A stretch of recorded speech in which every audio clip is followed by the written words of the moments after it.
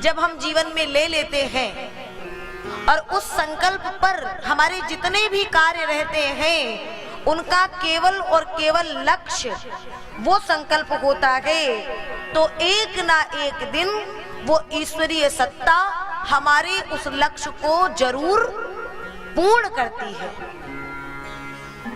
इसमें कोई संशय नहीं है, कोई संदेह नहीं है। लेकिन हम जो मनुष्यों के भाव हैं वो पल पल में परिवर्तित होते हैं। मैं प्रारंभ में ही प्रार्थना कर दूं कि जो हमारा जीवन है, हम जो इसे क्षण क्षण में बदलते हैं, अगर वो बदलने की बजाय हम एक लक्ष्य को साध लेंगे तो एक ही साधे सब सधे, सब साधे सब जाएं। जैसे कि एक मनुष्य ने एक बहुत बड़े धन के अमीर व्यक्ति को देखा तो उसके हृदय में बात आई कि मैं भी बहुत बड़ा धनी बन जाऊं, और अगले ही दिन से वो धन कमाने के लिए अग्रसर हो गया। अब तो दिन रात एक करके वो केवल उसका एक ही लक्ष्य है कि मुझे पैसा कमाना है। कुछ पैसे उसने कुछ दिन में कमाए भी, परंतु उस व्यक्ति को अचानक एक दिन एक बहुत बड़े विद्वान मिले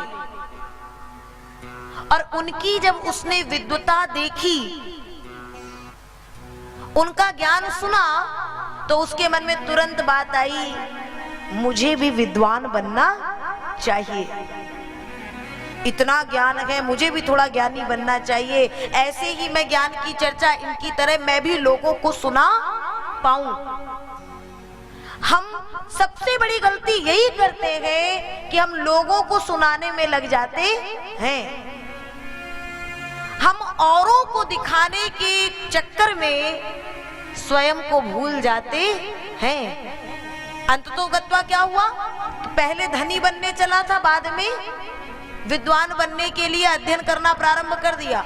चलते चलते अचानक ये कुछ संगीतज्ञ उसे दिखाई दिए, तो उसके हृदय में बात आई, विद्वता तो अपनी जगह, संगीत सीखा जाए। अब विद्वता भी आधे अधूरे में छूट गई और वो संगीत की लाइन में आ गया। संगीत का साध नहीं पाया। हमारे एक संत जी ने कहा था ना, किसी ने उनसे कहा, गुरुजी हमसे सा नहीं सदता है, स्वर साध नहीं पाते हैं हम। तो उन संत जी ने इतनी सुंदर बात कही, उन्होंने कहा आप पहले से ही सधे हुए हैं, इसलिए आपसे सा नहीं सधता है। कहने का तात्पर्य है संगीत तो दूर, फिर वो नेता बनने चल दिया।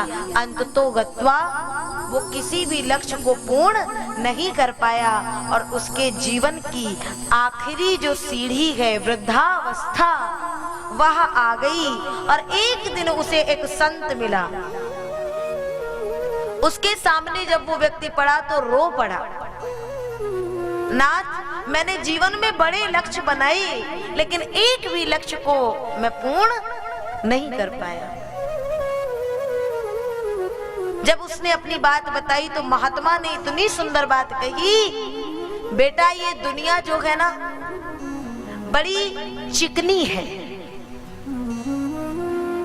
जहां पांव रखोगे और संभल करके नहीं रखे तो फिसल जाओगे। एक स्थान पर तुमको अडिग होना पड़ेगा और यूं ही अगर दौड़ते रहोगे तो तुरंत पल पल में गिरोगे।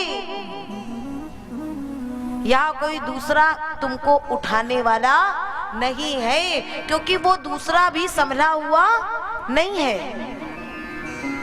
उसी प्रकार से ये कथा संकेत करती है कि हमें, आपको, सभी को अपने अपने जीवन में ये जो दुनिया की चिकनाई है ना,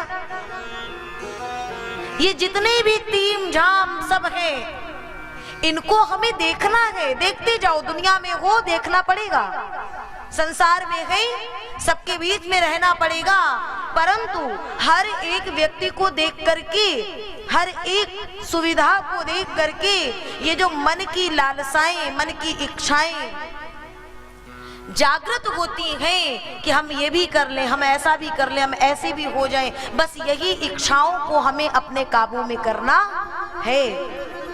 और तब वो सुख, वो आनंद, वो परमानंद हमसे दूर नहीं रह पाएगा, वो खिंचा खिंचा हमारे पास चला आएगा। वो एक बात है ना, मन मरी न माया मरी, मर मर गए शरीर, आशा तृष्णा ना मरी, कह गए दास कबीर।